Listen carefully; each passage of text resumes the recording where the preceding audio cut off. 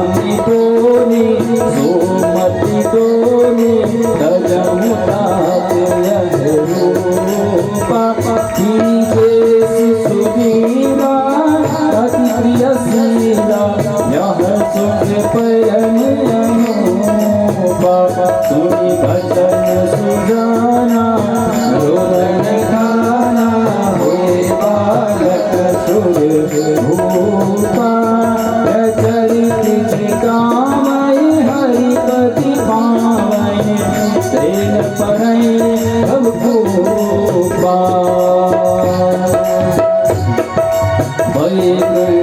कृपाला दीन दयाला कौशल्या हितकारे हर्षित महतारी मुनि मन भारे अद्भुत रूप निहारे। सभी देवता भगवान राम की पुनीता शुक्ल पक्ष अभिजित हरिप्रीता। महाराज नवमी तिथि के दिन भगवान श्री राम का जन्म हुआ, फिर लक्ष्मण जी का, फिर भरत जी का, शत्रुघ्न चारों भाइयों का जन्म हुआ। आज दशरथ जी महाराज बड़े प्रसन्न हो रहे हैं। कहाँ एक संतान भी नहीं थी, लेकिन भगवान की कृपा देखिए, चार संतान हैं। दशरथ जी महाराज बड़े प्रसन्न हैं और भगवान के जन्म में महाराज आनंद बांट रहे हैं, आनंद लुटा रहे हैं। आइए हम भी श्री राम जन्म का आनंद मनाते हैं। श्री राधे श्याम प्रभु बोले रामचंद्र भगवान की जय। ओ राम का नाम लेकर जो मर जाएगा, राम का नाम लेकर जो मर जाएगा, वो अमर नाम दुनिया में कर जाएगा, वो अमर नाम दुनिया में कर जाएगा। राम का नाम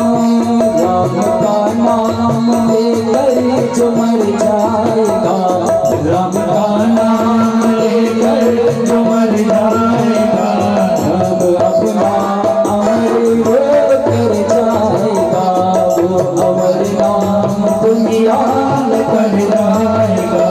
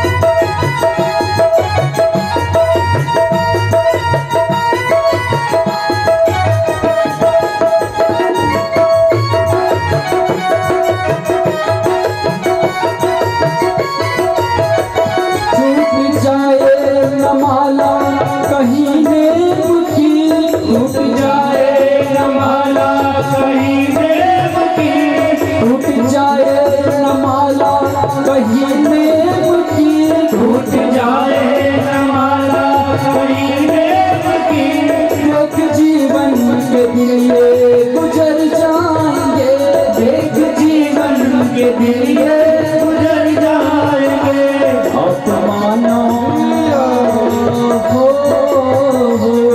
आप मानो न मानो खुशी आपकी आप मानो न मानो खुशी आपकी हम मुसाफिर हैं कल अपने घर जाएंगे हम मुसाफिर हैं कल अपने घर जाएंगे राम का नाम लेकर जो मर जाएगा राम का नाम लेकर जो मर जाएगा वो अमर नाम दुनिया में कर जाएगा वो अमर नाम दुनिया में कर जाएगा बोली राजा रामचंद्र भगवान की जय। आप 14 वर्ष का वनवास केकई चुप हो गए क्योंकि केकई ने वो प्रभु राम के कारण बोला, वो भी नहीं चाहती थी राम को भेजना। दशरथ जी महाराज कहने लगे, देवी सोच लो तुम क्या मांग रही हो, भरत को राजगद्दी तो ठीक है लेकिन राम को 14 वर्ष का वनवास देना क्या ठीक नहीं? केकई कुछ नहीं बोली। दशरथ जी महाराज कहने लगे, मैं समझ गया हूँ कि तू चाहती कि तेरा पुत्र तो गद्दी में बैठे और जो कौशल्या का पुत्र है वो जंगलों में भटके। केकई तब कुछ नहीं। भरत जी दशरथ जी महाराज जी के नेत्रों से आंसू निकल रहे हैं। मंत्री सुमंत्र को आदेश दिया कि जाओ 3 दिन राजा राम को परिभ्रमण करवाना और 3 दिन बाद जब केकई को ज्ञात होगा तो अपने आप बुला दिया। महाराज 3 दिन तक सुमंत्र जी ने प्रभु राम जी को बुलाया। इधर जैसे प्रभु राम जी को समझाने लगे, राम अब हमको घर चलना चाहिए। अरे वो केकई ने अपराध में बोल दिया, कोई बात नहीं हमको चलना चाहिए। भगवान ने महाराज विद्या डाली और विद्या से मंत्री सुमन महाराज निंद्रा में आ गया। अपने आप प्रभु राम लक्ष्मण सीता वन की ओर निकल पड़े। महाराज ये सुमित्रा ने वचन दिया था कि तुम्हारे पुत्रों की सेवा मेरे पुत्र करेंगे, आज इसलिए राम जी का साथ महाराज लक्ष्मण जी वन में भी दे रहे हैं। प्रभु राम जैसे ही वन में जाने लगे, भरत जी महाराज जैसे ननिहाल से आए, उनको पता चला कि मेरी मैया ने इतना बड़ा अपराध कर दिया, मेरे पिता तुल्य भाई को वन में भेज दिया।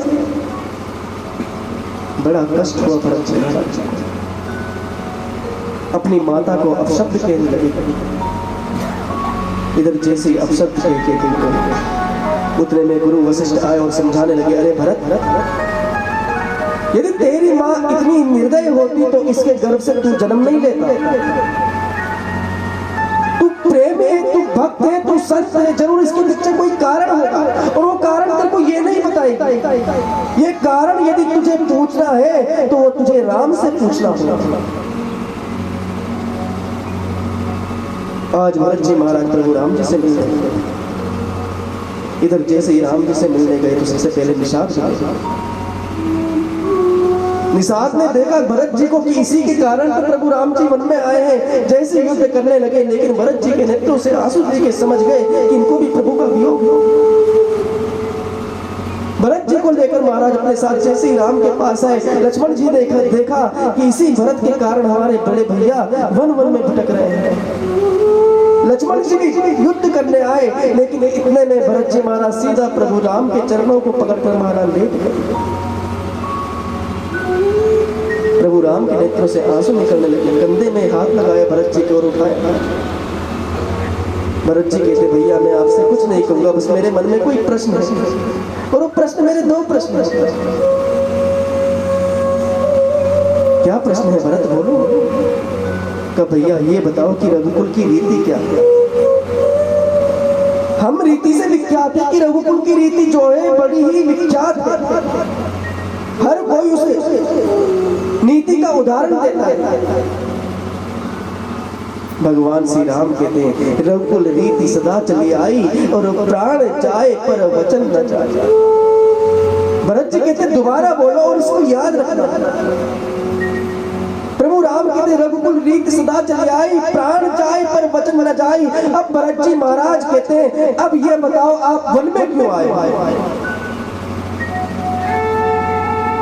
प्रभु राम ने कहा माता कैकेयी ने वरदान मांगे थे, मेरे पुत्र को 14 वर्ष, मेरे पुत्र को राजगद्दी और राम को 14 वर्ष का वनवास। अच्छा, ये बताओ मैया ने पहला वर क्या मांगा था कि भरत को राजगद्दी मिले। अब ये बताओ कि रघुकुल की रीति क्या कहती है कि रघुकुल रीति सदा चली आई, प्राण जाए पर वचन न जाए। तो जब तक मुझे राजगद्दी नहीं मिली उससे पहले आपने दूसरा वरदान कैसे पूरा कर दिया? पहले मुझे राजगद्दी में बैठना था, राज सिंहासन में मेरा मुझे बैठना था, मेरा पूजन किया जाता, मुझे इस अयोध्या का राजा बनाया जाता, उसके बाद आपने वन में आना। लेकिन मुझे राजगद्दी मिली नहीं, उससे पहले आप वन में आ गए। ये तो रघुकुल की रीति में लिखा नहीं। प्रभु राम के नेत्रों से आंसू निकल गए। भरत जी को समझाने लगे। भरत जी ने कहा भैया ये आपने बिल्कुल ठीक नहीं किया, आपके होते हुए मैं उस गद्दी में बैठूं, ऐसा कभी नहीं हो सकता। भगवान राम ने समझाया भरत जी को कि प्रभु राम तो बहुत कार्य कर रहे हैं। जो राजा दशरथ का मुकुट था महाराज, वो राजा बाली के पास था, उस मुकुट को भी लेके आया। सबरी जो प्रतीक्षा कर रही है भगवान राम के मतंग ऋषि के आशीर्वाद से कि तुम्हें राम दर्शन देंगे, तुम्हें राम दर्शन देंगे। महाराज बचपन से सेवा करते करते करते करते करते करे बूढ़ी हो गई है महाराज, और हर दिन महाराज झाड़ू लगा रही है, आज मेरे राम आएंगे, आज मेरे राम आएंगे, आज मेरे राम आएंगे। उस सबरी को भी भगवान राम ने दर्शन दे।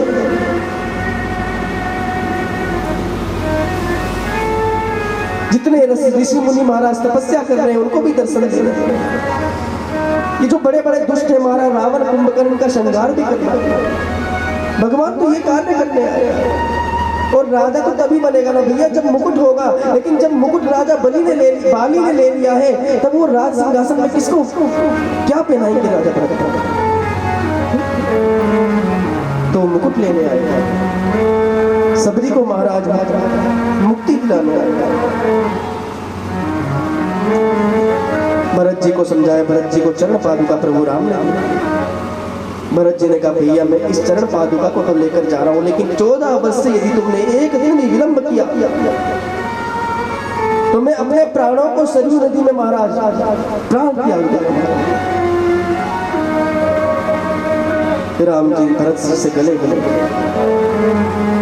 भरत जी महाराज अयोध्या में आए, उस आसन में भगवान के खड़ों को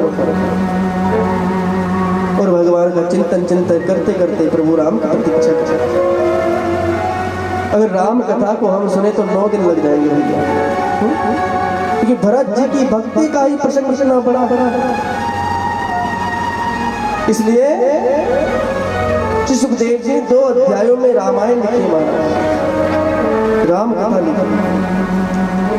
क्या कहते हैं महाराज सुखदेव जी कि आदौ राम तपोवनादिगमनम हत्वा मृगं कांचनम वेदी हरणं जटायुमरणं सुग्रीव संभाषणं बाली निग्रहणं समुद्रतरणं लंकापुरी दाहनं पश्चात् रावण कुंभकर्ण हननम् एतद् रामायणम्। आदौ राम तपोवनादिगमनम, प्रभु राम जी का जन्म हुआ, विवाह हुआ और गमन हुआ, वन की ओर चले गए। हत्वा मृगं कांचनम, माता सीता मृग में आसक्त हुई महाराज सोने के मृग। उतने में वेदी ही हरणम जटायु मरणम, सीता जी का हरण हुआ और जटाई का मरण हुआ। सुग्रीव संभाषणम, सुग्रीव के साथ मित्रता हुई। बाली निग्रहणम समुद्र तरणम, बाली को मारा और समुद्र को तरा। लंकापुरी दाहनम, हनुमान जी ने लंका को जला दिया। पश्चात रावण कुंभकर्ण हरणम, रावण को मारा, कुंभकर्ण को मारा, एतत् रामायणम, और रामायण की स्थापना करी। ये रामायण का मतलब ही क्या है? रामायण, राम का अयन, जो भगवान राम का घर है वही तो रामायण है। और इस रामायण की महाराज रचना की। ये तो सूर्य वंश की कथा थी महाराज। आइए हम चंद्रवंश में प्रवेश करते हैं। इसी वंश में हमारे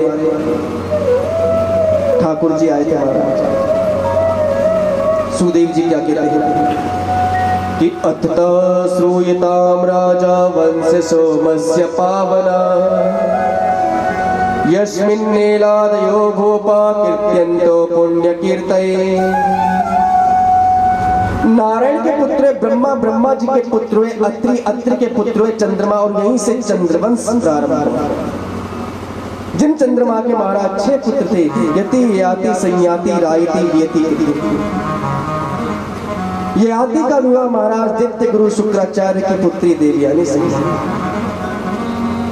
इधर राजर्षि परीक्षित कहते महाराज ययाति राजा तो क्षत्रिय है और देवयानी महाराज ब्राह्मण, तो इन दोनों का विवाह कैसे हो? तो सुखदेव जी राजर्षि परीक्षित से कहते परीक्षित, एक समय की बात है, देव गुरु बृहस्पति के पुत्र काच दैत्य गुरु शुक्राचार्य जी से मृत संजीवनी विद्या पढ़ने लगे। इधर जब वो मृत संजीवनी विद्या का पाठ कर रहे थे, पढ़ रहे थे, इधर उनकी पुत्री जो थी काच से प्रेम करने लगी। इधर काच के पास आई और कहने लगी महाराज आप मेरे साथ विवाह कर लीजिए। काच ने कहा आप मेरी गुरु की पुत्री हो, मेरी भगनी हो, मैं आपके साथ विवाह नहीं कर सकता। सो महाराज देवयानी ने श्राप दे दिया कि जितनी भी विद्या सीखा है तो भूल भूल। इधर काच ने भी श्राप दे दिया कि तुझको ब्राह्मण पति नहीं मिलेगा। आज देवयानी अपनी सखी शर्मिष्ठा के साथ स्नान करने जल में गई, और जैसे स्नान करने लगे, शर्मिष्ठा है राजकुमारी और देवयानी है ब्राह्मण। उतने में भगवान शंकर की सवारी निकल रही थी, दोनों ने महाराज जल से बाहर निकले। इधर देवयानी ने शर्मिष्ठा के कपड़े पहन लिए और शर्मिष्ठा ने देवयानी के कपड़े पहन लिए। शर्मिष्ठा थी महाराज राजकुमारी। अब जैसे ही उसने शर्मिष्ठा के कपड़े पहने, शर्मिष्ठा उनको अपशब्द कहने लगी, तो ब्राह्मण पुत्री होके राजसी वस्त्र पहनती, हमारे द्वारा तुम्हारा घर परिवार चलता है और तूने इतना बड़ा अपराध किया। सो महाराज वस्त्र छीने और देवयानी को जल में धक्का दे दिया। देवयानी उस जल में महाराज ठंड से ठिठुर रही थी। उतने में ययाति राजा वहां से जा रहा था। ययाति राजा ने जैसे ही देवयानी को देखा, ठंड से ठिठुरता हुआ उसको महाराज जल से बाहर निकाला, देवयानी की सेवा करी। देवयानी ने कहा महाराज आप मेरे से विवाह कर लीजिए। ययाति राजा ने कहा आप हो कौन? कहा मैं दैत्य गुरु शुक्राचार्य जी की पुत्री हूँ, देवयानी मेरा नाम। ययाति राजा कहने लगे देवी लेकिन मैं क्षत्रिय हूँ। सो देवयानी कहने लगी महाराज मेरा विवाह क्षत्रिय के साथ साथ, क्योंकि मुझे श्राप लगा हुआ। सो देवयानी का विवाह महाराज ययाति के साथ साथ। लेकिन देवयानी के मन में बड़ा कष्ट था कि शर्मिष्ठा ने मेरा अनादर किया है। अपने बाबा से महाराज शर्मिष्ठा की शिकायत की। इधर जैसे ही दैत्य गुरु शुक्राचार्य जी राज्य को छोड़ रहे थे, इधर राजा आए और क्षमा प्रार्थना करें। इधर देवयानी कहने लगी राजन हम तुमको एक ही शर्त में क्षमा करेंगे, जब तुम्हारी पुत्री मेरी दासी बनके मेरे राजमहल में जाए। इधर महाराज शर्मिष्ठा दासी बनके देवयानी के पास चले जाए। इधर ययाति राजा है क्षेत्रीय, देवयानी है ब्राह्मण, शर्मिष्ठा है क्षेत्रीय। तो राजा महाराज शर्मिष्ठा से प्रेम करने लगे। तो ययाति राजा के देवयानी से जो पुत्र हुए, देवयानी से 2 पुत्र हुए और शर्मिष्ठा से 3 पुत्र हुए। देवयानी के पुत्र हुए दुर्वसु यदु, यहीं से यदुवंश प्रारंभ हुआ, और शर्मिष्ठा के पुत्र हुए दुह्य अनुपुरु, और यहीं से पुरुवंश प्रारंभ हुआ। इसी पुरुवंश में महाराज दुष्यंत भी हुए, भरत जी महाराज जी हुए, शकुंतला। इन्हीं के वंश में आगे जाकर महाराज रंतिदेव, जो रंतिदेव भगवान की बड़ी सेवा करते थे, भगवान की बड़ी पूजा करते थे। पूजा का प्रभाव ये हुआ महाराज, तप का प्रभाव ये हुआ, हमने आपको कहा ही है कि जब हम जितना भगवान को याद करते हैं भगवान उतना ही हमको कष्ट देते हैं। जो तू करे मेरी आस तो मैं कर दूं तेरा सत्यानाश, फिर भी न छोड़े तू मेरी आस तो मैं बन जाऊं स्वयं तेरा दास। ये जो वर्षा हो रही है ये क्या हो रही है? देखिए सुबह से वर्षा नहीं होती, लेकिन दिन में जैसे ही 2 बजते हैं वर्षा भी प्रारंभ हो जाती है। क्यों होती है? भगवान भी परीक्षा लेते, मैं देखूं तो सही कौन कौन भक्त इस वर्षा के बाद भी कथा सुनने आता है। क्योंकि हमने आपको बताया ना कि यद दिनम दुर्दिनम मन्ने मेघा चंद्रम दुर्दिनम तद दिनम कृष्ण पीयूषम कथा पानादि गति कि जीवन का सबसे बुरा दिन वही है जिस दिन आपके यहाँ की कृष्ण की कथा हो रही हो और आप उस कथा को नहीं सुन रहे। तो भगवान भी आप लोगों की परीक्षा ले रहा है।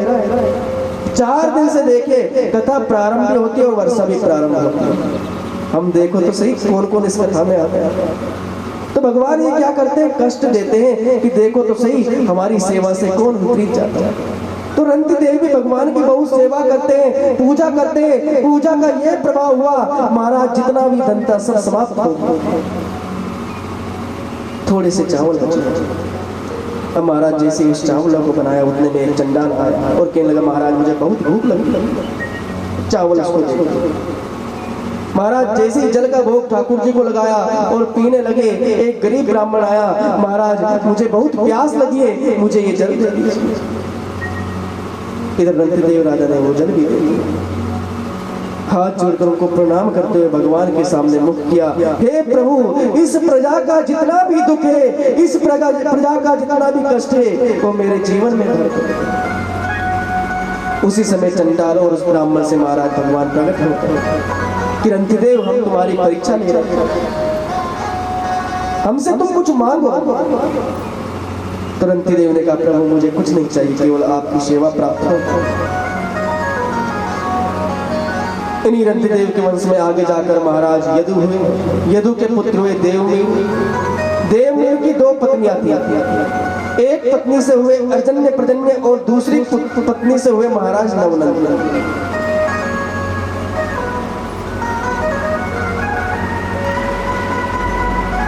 और नवनंद में ही महाराज नंद बाबा भी हुए।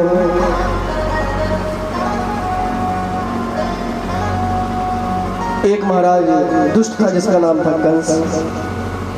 कहते इसका जन्म कैसे हुआ? एक मथुरा के धर्मात्मा राजा थे जिनका नाम था उग्रसेन महाराज।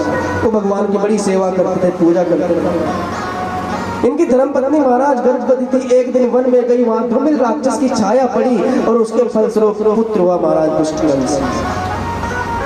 इतना दुष्ट महाराज जब जन्म पत्री बनाई तो सब बातें आ गई कि ये बड़ा दुष्ट हो। पिताजी ने उसको जल में बहा दिया। और कहां भगाया महाराज? आगरा में जो बहा पड़ता है ना वहां पर जल में जैसे बहा उसको कंस को, इधर सूरसेन जी ने उसको पाला। और सूरसेन जी के पुत्र हैं वसुदेव जी महाराज। अब दोनों मित्र आपस में प्रेम से रहते हैं। अब जैसे जैसे महाराज समय बढ़ने लगा, कंस का महाराज अत्याचार बढ़ने लगा। इस गाय ने महाराज पृथ्वी का रूप धारण, पृथ्वी ने गाय का रूप धारण किया और भगवान श्री नारायण के पास आया। इधर सभी देवता गाय के सामने खड़े, ब्रह्मा विष्णु महेश। प्रभु नारायण ने कहा तुम चिंता मत करो, मैं मथुरा में जन्म लेने वाला हूँ वसुदेव जी के यहाँ, तुम सभी मेरे परिकर बन के चलो।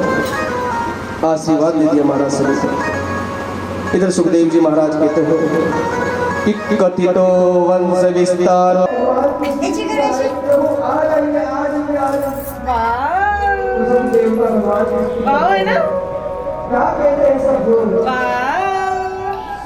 इसका वो मुकुट बना देते ना फिर ज्यादा अच्छी स्वागतम कृष्णा ओके ले चलो ये देख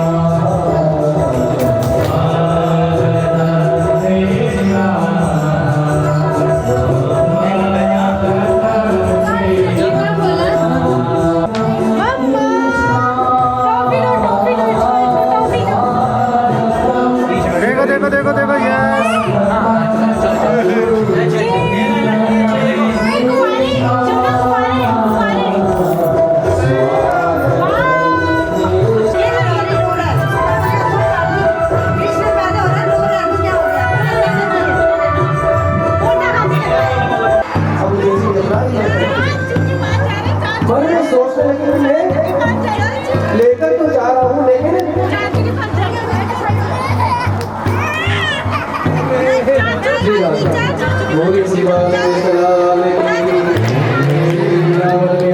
कृष्ण कन्हैया लाल की बाल मुकुंद भगवान की रज्जु गोपाल जी की जय जय श्री राधे श्याम। इधर महाराज जैसे कन्हैया को लेकर आए, माता यशोदा के पास छोड़ दिया, माता यशोदा को दे दिए। अपनों चरण सुपर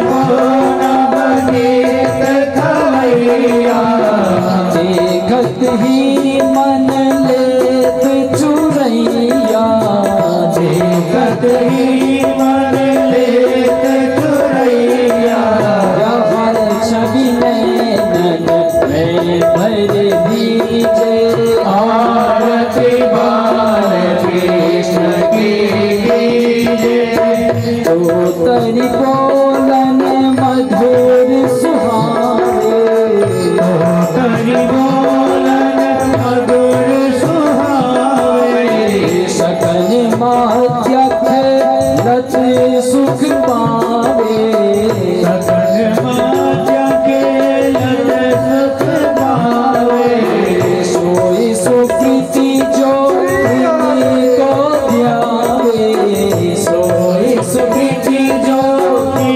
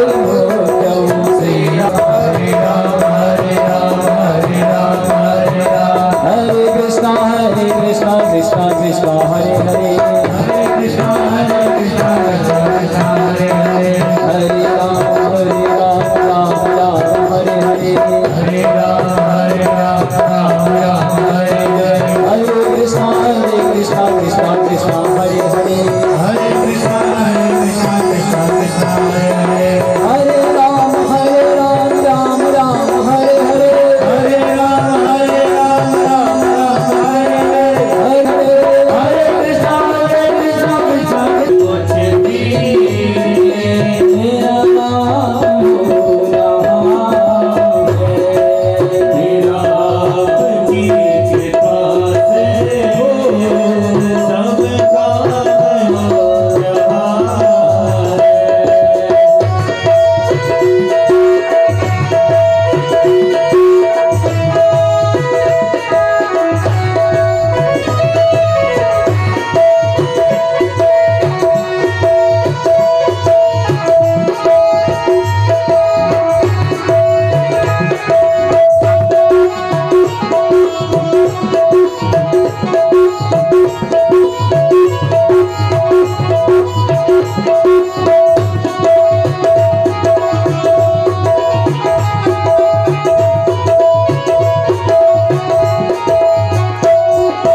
तुम साथ हो जो मेरे किस चीज की कमी है तुम साथ हो जो मेरे किस चीज की कमी चीज की अब परवाह भी नहीं है किसी और चीज की अब परवाह भी नहीं है।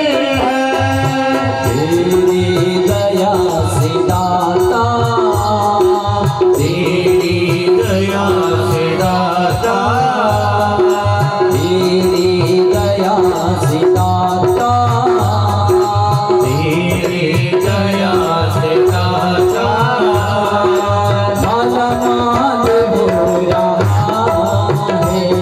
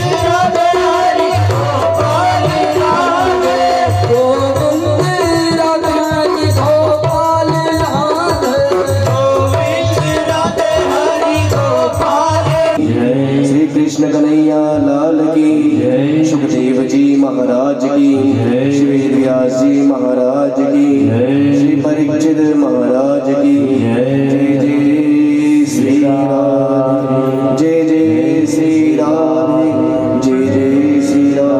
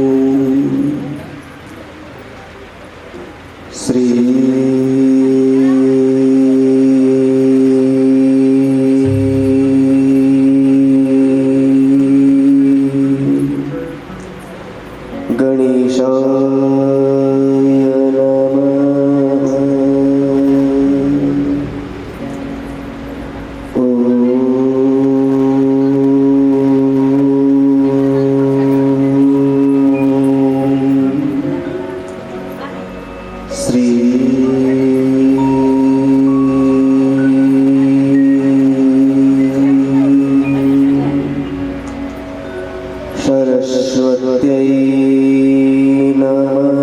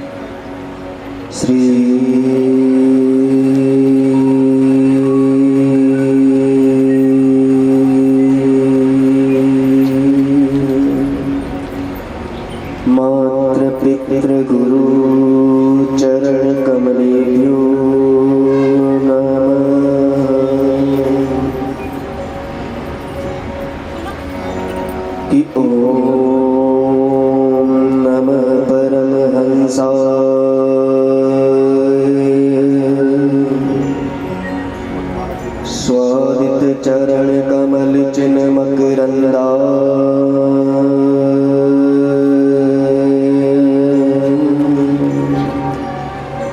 भक्ति जन मानस निवासा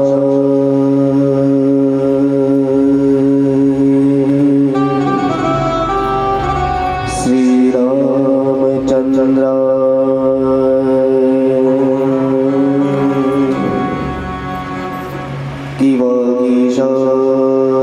यस्य वदने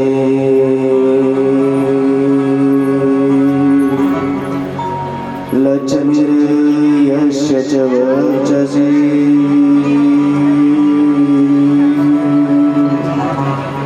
यस्यास्ते हृदये संवित्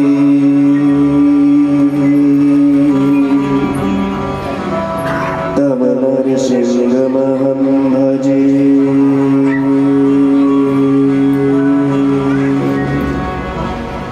विश्वशरद विशरदादि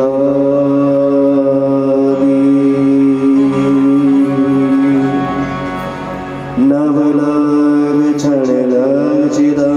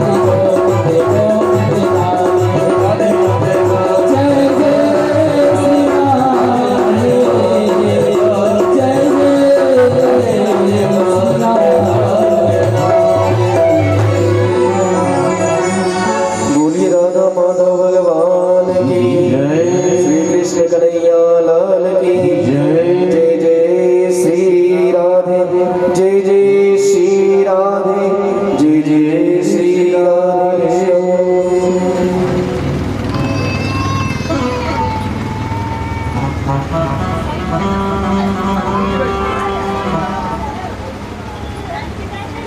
परम मंगल में परात्पर अखिलेश्वर अखिल कोटि ब्रह्मांड नायक सर्वेश्वर सर्वाधिपति राधा रमण बाधा हरण चित्तहार केवलाधार निराकार निर्विकार निर्विकल्प निरीह अकारण करुणा वर्णालय भक्त वांछात कल्पतरु भवाब्धि पुत्र श्री वृज्जन वंदन वृंदावन चंदन यशोदा नंदन भगवान श्री बालकृष्ण लाल की वांग में प्रतिमूर्ति श्रीमद् भागवत महापुराण को प्रणाम करते हैं। आप सभी भक्तों के हृदय के मध्य उन प्रतिष्ठित आनंद कंद वृंदावन श्री कृष्णचंद्र जी को प्रणाम करते हैं। भगवान की भूता स्वरूपा आह्लादनी शक्ति नित्य निकुंजेश्वरी श्री विश्वभान दुलारी राधा रानी जी को प्रणाम करते हैं। रघुकुल कमल दिवाकर सूर्य श्रोमणी राजा रामचंद्र जी को प्रणाम करते हैं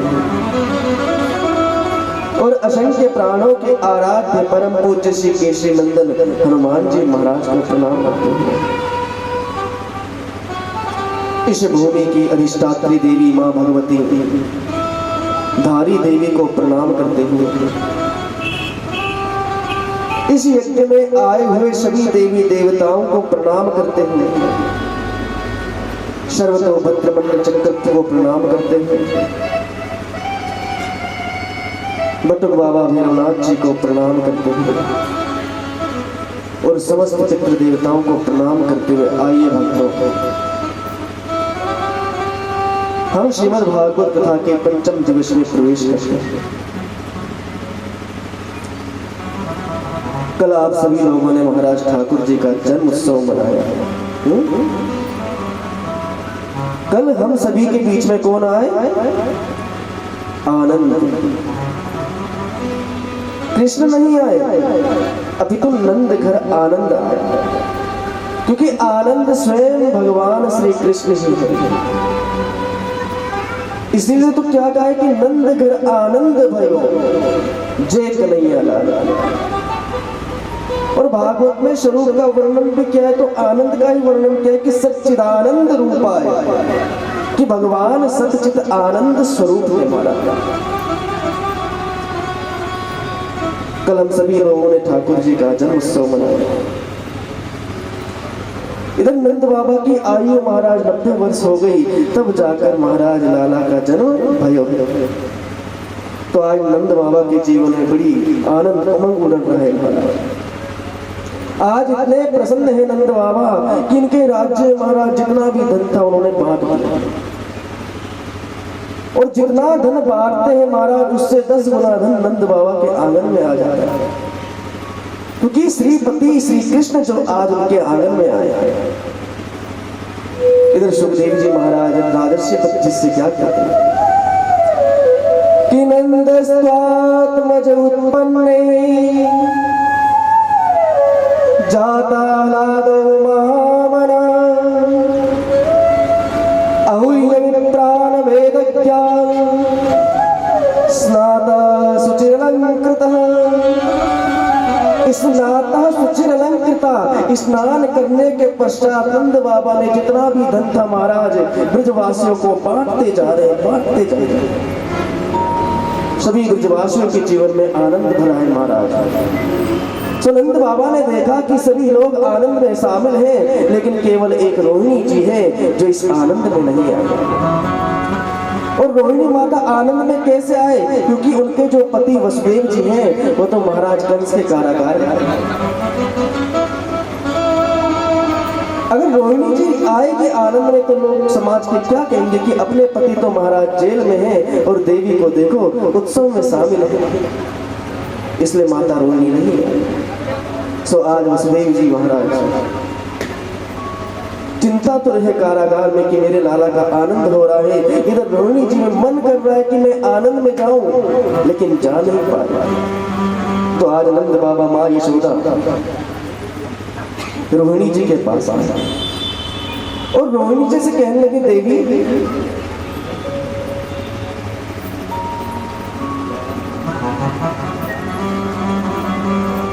कि हमारे यहाँ लाला का जन्म हुआ है, आप उस आनंद में चली जाइए। रोहिणी जी ने कहा, नहीं महाराज मैं नहीं जा सकता और आपके लाला के जीवन में मेरा आशीर्वाद सदैव बना रहे।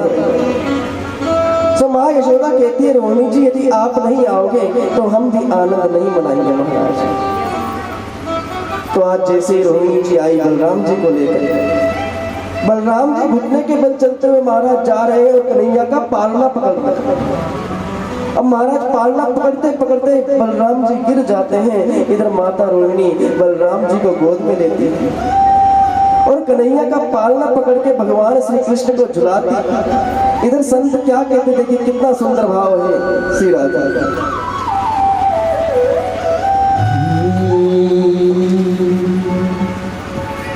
कन्हैया झूले पलना लेके हमने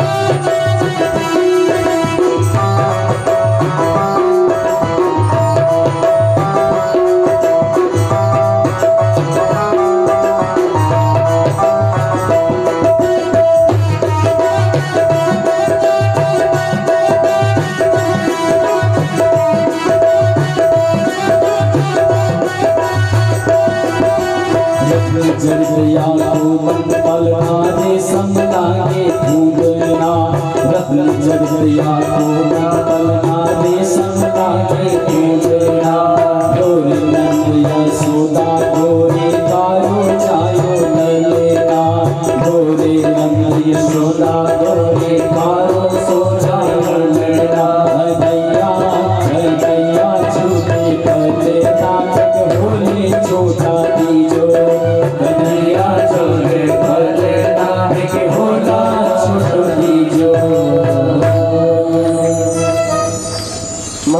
मैया यशु मोहिनी कन्हैया को झुलाती है महाराज। बालक ने जन्म ले लिया और ये 84 कोस ब्रजभूमि में कहीं पर भी हो सकता है।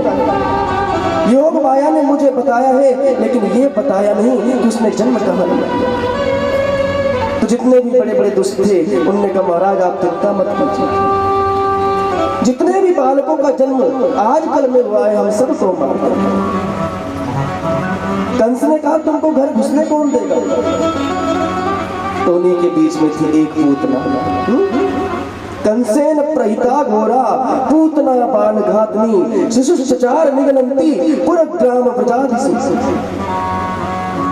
पूतना कहने लगी महाराज जितने भी गांव में घर हैं मैं सभी घर में जाऊंगी अपना रूप बदल कर, और जितने भी बालकों ने जन्म लिया है मैं सभी को मार दूंगा। कंस ने कहा तुमको घुसने कौन देगा? तो पूतना कहने लगी महाराज मैं रूप बदल दूंगी। इधर पूतना महाराज आकाश में उड़ते हुए जा रही है, सभी बालकों को मारती है। पूतना लोक बालकनी राक्षसी रुद्रासना इतनी भयानक राक्षसी है महाराज की सभी लोग उस पूतना से डरते हैं। जिगम सयापि हरय स्तन दत्वा सद्गति, अपने स्तनों में महाराज कालकूट विष लगाकर अनेक अनेक बच्चों को मारते हुए जा रही है पूतना। इधर नंद बाबा वसुदेव आपस में चर्चा कर रहे हैं। नंद बाबा के नेत्रों से आंसू निकल रहे हैं और वसुदेव जी महाराज मुस्कुरा रहे हैं। इधर जैसे ही नंद बाबा ने वसुदेव जी को कहा, कहने लगे मित्र मुझे पता चला है कि इस दुष्ट कंस ने तुम्हारे 6 पुत्रों को मार दिया और 7वां पुत्र का जन्म नहीं हुआ और 8वीं कन्या हुई और वो स्वर्ग में चली गई। वसुदेव जी महाराज कहते महाराज जो आपके घर में पुत्र है ना उसको मेरा ही पुत्र समझिए। अब ये बोल तो सकते नहीं कि वो मेरा ही पुत्र है, तो कहते उसको मेरा ही पुत्र समझिए। तो नंद बाबा कहते महाराज वो आपका ही पुत्र है, जैसा मेरा पुत्र है वैसे ही आपका पुत्र है। इधर वसुदेव जी महाराज नंद बाबा से कहते महाराज देखो कंस ने बड़े बड़े दुष्टों को बुलाया है और वो जितने भी बालक हैं सभी बालकों को मारते जा रहे हैं। मुझे लगता है कि तुम्हारे बालक को भी खतरा हो सकता है, आप जल्दी से जाइए अपने बालक की रक्षा कीजिए। देखिए वसुदेव जी महाराज ज्योतिषी थे और नंद बाबा जानते कि इनका कहा हुआ महाराज झूठ नहीं हो सकता। तो अब महाराज मंत्र चल रहा है नंद बाबा का, हे प्रभु नारायण मेरे लालन की रक्षा कर, हे प्रभु गोविंद मेरे लालन की रक्षा कर। प्रभु के नाम का उच्चारण करते करते महाराज नंद बाबा जैसे ही नंद महल की ओर जाने लगे, इधर महाराज जैसे ही पूतना नंद भवन के ऊपर पहुंचे तो सभी ने जयकारा लगाया कि नंद के लाला की जय। ये ध्वनि महाराज पूतना के कानों में पड़ी, अपना सुंदर स्वरूप किया और महाराज सीधा आनंद महल के भीतर प्रवेश किया। इधर ब्रजवासी कहने लगे अरे भैया देखो तो सही, ये स्त्री पहली बार हमको नजर आ रही है, ना जाने ये कौन हो। तो सभी ग्वाल वाल कहने लगे भैया ये शायद माता यशोदा की सखी। इधर जैसे ही भीतर प्रवेश हुआ माता यशोदा ने जैसे ही पूतना को देखा पूछने लगी बहन तुम कौन हो। तो पूतना कहती है मैं एक ब्राह्मण की पत्नी और मुझे पता चला है कि तुम्हारे घर में लाला का जन्म हुआ है तो मैं आशीर्वाद देने आया। माँ यशोदा कहती है देवी ये सब आप लोगों का आशीर्वाद का ही फल है जो मुझे लालन की प्राप्ति हुई। तुम इसको आराम से आशीर्वाद दो, मैं थोड़ा मेहमानों का सत्कार करने जाता हूँ। इधर जैसे मैया यशोदा मेहमानों का सत्कार करने गई, पूतना ने जैसे ही महाराज पलने में ठाकुर जी को देखा, इधर मेरे गोविंद ने महाराज अपने दोनों नेत्रों को बंद कर दिया। इधर सुखदेव जी महाराज राजर्षि परीक्षित से कहते हैं, परीक्षित कहते हैं कि महाराज भगवान ने नेत्रों को बंद क्यों किया? क्या प्रभु उस पूतना से डर गए? तो सुखदेव जी कहते नहीं नहीं, भगवान ने नेत्रों को बंद क्यों किया? क्योंकि भगवान के नेत्र में है सूर्य चंद्रमा का वास और सूर्य चंद्रमा जानते हैं कि भगवान के हाथों से जीना भी मुक्ति है और भगवान के हाथों से मरना भी मुक्ति है। और भगवान इसको मारेंगे, लेकिन ये भगवान को मारने आई है, बहुत बड़ा पाप कर दिए, इसको भगवान कोई सी भी गति दे, लेकिन हम सूर्य लोक और चंद्र लोक बिल्कुल नहीं देंगे।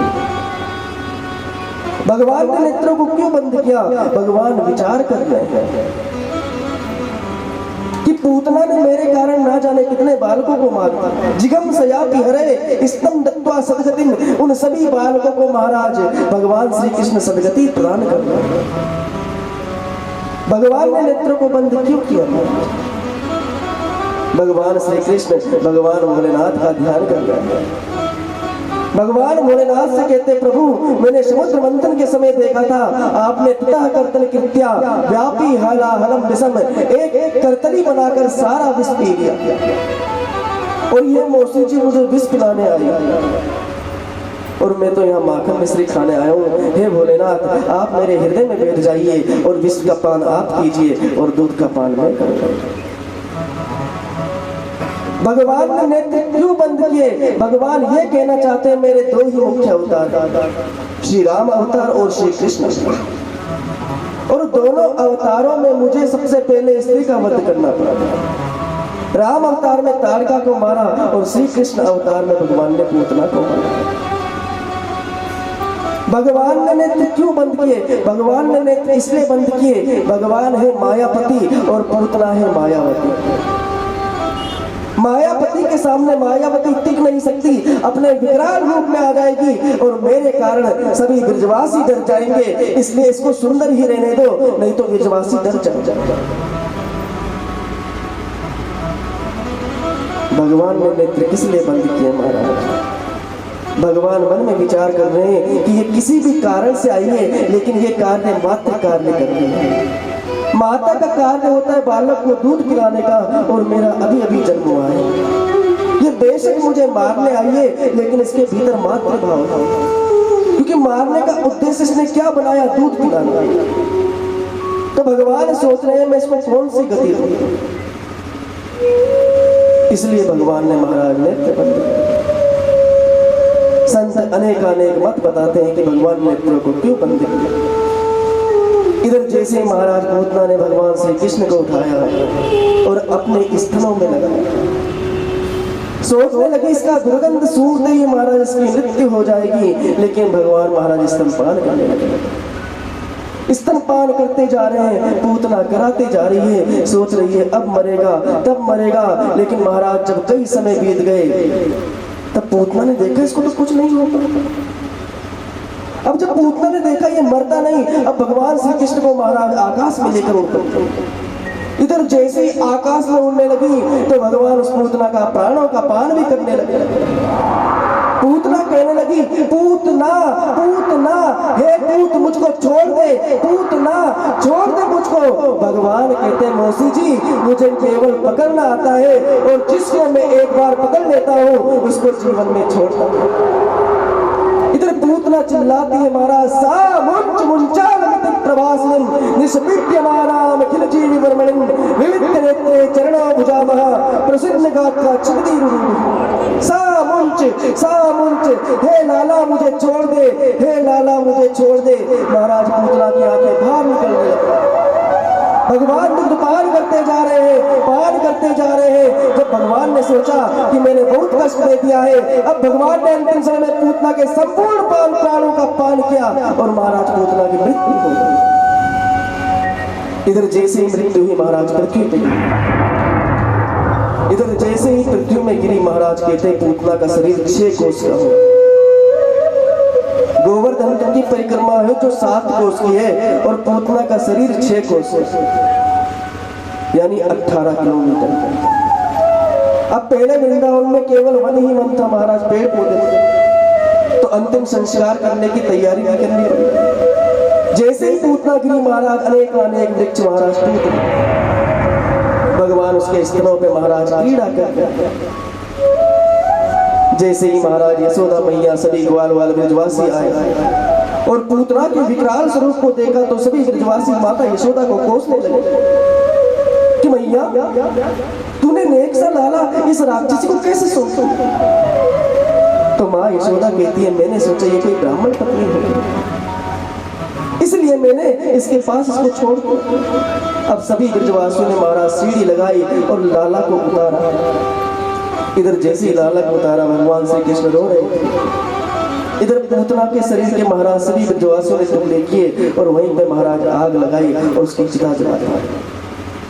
इधर जैसे ही पूतना का अंतिम संस्कार किया तो पूतना के शरीर से महाराज दिव्य ज्योति निकली जो प्रभु श्री कृष्ण के चरणों में लीन हो गई। इधर सुखदेव जी राजर्षि परीक्षित से कहते हैं, परीक्षित कहते हैं महाराज ये पूतना प्रभु को मारने आई थी तो इसको भगवान ने मुक्ति क्यों की? इधर सुखदेव जी महाराज कहते हैं ये सब भगवान के परिकर ही तो ये पूतना वही है जो राजा बलि की पुत्री है महाराज रत्नमाला। जब वामन अवतार में भगवान ने राजा बलि से सर्वस्व छीना तब उस रत्नमाला ने कहा अगर ये मेरा पुत्र होता तो मैं अपने स्तनों में दूध लगाकर इसको मार देता। आज वही रत्नमाला महाराज पूतना बन के आई, भगवान ने उसका उद्धार कर दिया। इधर नंद बाबा आए और जैसे ही देखा महाराज उस राक्षसी को तो नंद बाबा कहने लगे अरे ब्रजवासियों ये सब कैसे है? सभी ब्रजवासी कहते हैं बाबा आप मथुरा में कंस कर देने गए और यहाँ पर ये राक्षसी हमारे लाला को मारना। अब नंद बाबा कहते हैं ये सब नारायण की कृपा है जो उन्होंने मेरे लाला की रक्षा की। अब महाराज जैसे पूतना का अंतिम संस्कार किया अब सभी माताएं भगवान श्री कृष्ण को झाड़ा लगाने लगी। सभी माताएं क्या कहती हैं कि इंद्रियाणि ऋषिकेशं प्राणं नारायणो वतु श्वेत दीपपतिश्चित्तं मनो योगेश्वरो वतु। हे ऋषिकेश भगवान मेरे लालन की इंद्रियों की रक्षा करना। प्राणं नारायणो वतु हे नारायण भगवान मेरे लाला के प्राणों की रक्षा करना। हे श्वेत भगवान मेरे लालन के चित्त की रक्षा करना और हे योगेश्वर भगवान मेरे लाला की मन की रक्षा करना। भगवान श्री कृष्ण का नाम लेते ही भगवान श्री कृष्ण को झाड़ा लगाया। भगवान मुस्कुराने लगे। माता यशोदा ने भगवान को दुग्धपान कराया। महाराज ऐसी प्रभु को दिव्य लीला। इधर महाराज जैसे ही कंस को पता चला कि पूतना को भेजा था लेकिन पूतना नहीं आई। अब महाराज कंस ने महाराज दूसरे राक्षस को भेजा। अब जैसे जैसे समय बढ़ने लगा महाराज तो आज प्रभु श्री कृष्ण 6 महीने के हो गए और 6 महीने के जैसे हुए तो भगवान ने महाराज करवट बदली और करवट बदली तो संयोग से उस दिन रोहिणी नक्षत्र। अब संयोग माना रोहिणी नक्षत्र का कि लाला का जन्म भी रोहिणी नक्षत्र में हुआ है और करवट भी इसने रोहिणी नक्षत्र में बदली। इसलिए माता यशोदा ने महाराज सभी गोपियों को बुलाया और अपने घर में कीर्तन करने लगे। इधर जैसे ही कीर्तन करने लगी भगवान श्री कृष्ण महाराज शयन कर रहे थे। तो माँ यशोदा गोपियों से कहती देखो गोपियों मेरा लाला अभी शयन कर रहा है, थोड़ा आराम आराम से कीर्तन करना। तो सभी गोपियां कहती कि मैया जिसके काजे हम यहाँ पर आए हैं वो सो कैसे सकता। अब महाराज जैसे ही सभी गोपियों ने कीर्तन करना प्रारंभ किया सो माता यशोदा ने कन्हैया को उठाया और महाराज शकट के नीचे रख दिया। इधर जैसे ही शकट के नीचे रखा सभी गोपियां कीर्तन में मगन है। माता यशोदा कीर्तन में मगन है। इधर महाराज कंस का एक सैनिक आया जिसका नाम था शक्तासुर। वो शकट के ऊपर आकर बैठ गया। इधर जैसे ही शकट को दबाने लगा भगवान श्री कृष्ण बहुत रोए लेकिन महाराज किसी ने नहीं सुना। पास में ही कुछ विश्वासी महाराज क्रीड़ा कर रहे थे। उन्होंने सोचा अरे कन्हैया रो रहा है थोड़ी देर में अपने आप ही शांत हो जाएगा। लेकिन जब कोई भी नहीं आया कन्हैया के पास तो मेरे प्रभु श्री कृष्ण ने एक बार प्रहार किया महाराज सकट में और सकट सीधा आकाश की ओर चला। जैसे ही सकट में लात मारी शक्तासुर आकाश में गया और शक्तासुर के ऊपर महाराज सकट आया। शक्तासुर का भी महाराज उद्धार किया। इधर जैसे मैया यशोदा ने महाराज शकट की ध्वनि सुनी तुरंत बाहर निकल के आई और सभी ब्रजवासियों से पूछती अरे लाला ये बताओ ये शकट नीचे कैसे गिरा। तो सभी ब्रजवासी कहते मैया तेरा लाला बहुत रो रहा था। हमने सोचा ऐसा ही रो रहा होगा अपने आप शांत हो जाएगा लेकिन तेरे लाला ने एक पादप प्रहार किया और शकट महाराज आकाश की ओर उठा। सो माँ यशोदा कहती दारी तूने भांग तो नहीं खाई। मेरा लाला 6 महीने का और ये सकट में लात मारेगा, सकट आकाश में उड़ जाएगा। सब ब्रजवासी कहते मैया तेरे सर की कसम, हम सच बोल रहे हैं, तेरे लाला ने सकट में पाद प्रहार किया। सो मैया यशोदा कन्हैया को बताती है महाराज और दूध पान कराती है। ऐसी भगवान श्री कृष्ण की महाराज दिव्य लीला। देखिए भगवान कोई सी भी लीला करें तो भोलेनाथ उनके दर्शन करने जरूर आ रहे हैं। आज मेरे भोलेनाथ शंकर जी ध्यान में बैठे हैं, प्रभु नारायण का चिंतन कर रहे हैं। देखा तो प्रभु नारायण को कहीं नजर नहीं आ रहे। क्षीर सागर में देखा वहां पर भी नहीं है, साकेत में देखा वहां पर भी नहीं है, वैकुंठ में देखा वहां पर भी नहीं है, गोलोक में देखा वहां पर भी नहीं है। और जब यहाँ पर नहीं दिखे तो भोलेनाथ ने अखंड समाधि लगाई तो क्या देखा मेरे प्रभु तो गोकुल में महाराज नंद भवन में खेल रहे। आज भोलेनाथ ने महाराज श्रृंगार किया और श्रृंगार करने के पश्चात महाराज जैसे ही भोलेनाथ निकले हैं ठाकुर जी के दर्शन से चलते जा रहे हैं, महाराज प्रभु का गुणगान कर रहे हैं। आइए हम भी भोलेनाथ बाबा के साथ प्रभु का गुणगान करते हैं। आज मथुरा की गलियों में नाचे जोगी मतवाला, आज मथुरा की गलियों में नाचे जोगी मतवाला। अलग निरंजन खड़ा पुकारे, अलग निरंजन खड़ा पुकारे, हे गूंगा नंद का लाला, हे गूंगा नंद का लाला।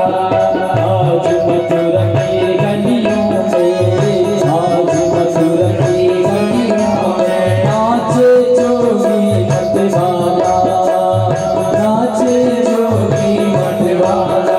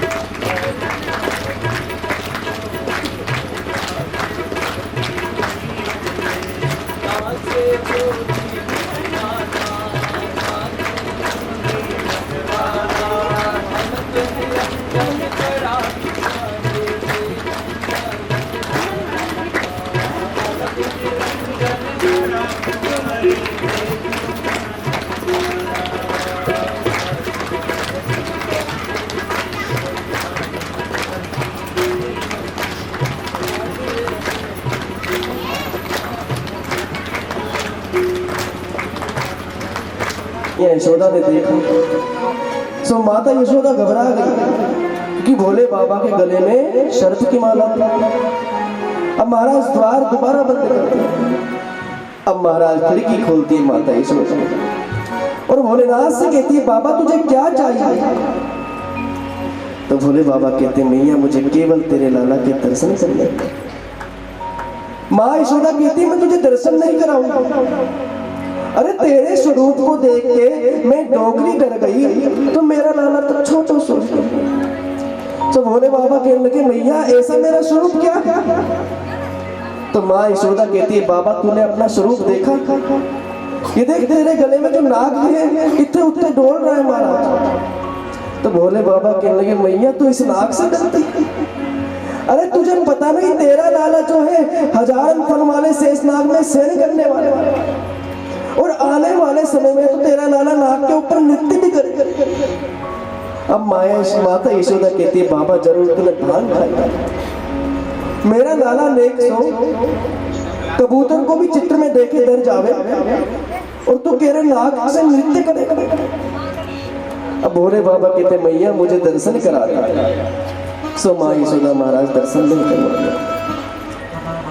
भोले बाबा कहते मैया तू जानती नहीं जोगी है, तेरे द्वार में मैं समाधि लगा दूंगा।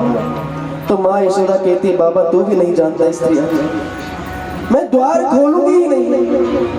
अरे मेरे अनेक द्वार हैं, मैं किसी भी द्वार से अपने लाला को बाहर निकाल दूंगा। तो बाबा कहने लगे मैया मैं जोगी हूँ, प्रत्येक द्वार में समाधि लगा दूंगा।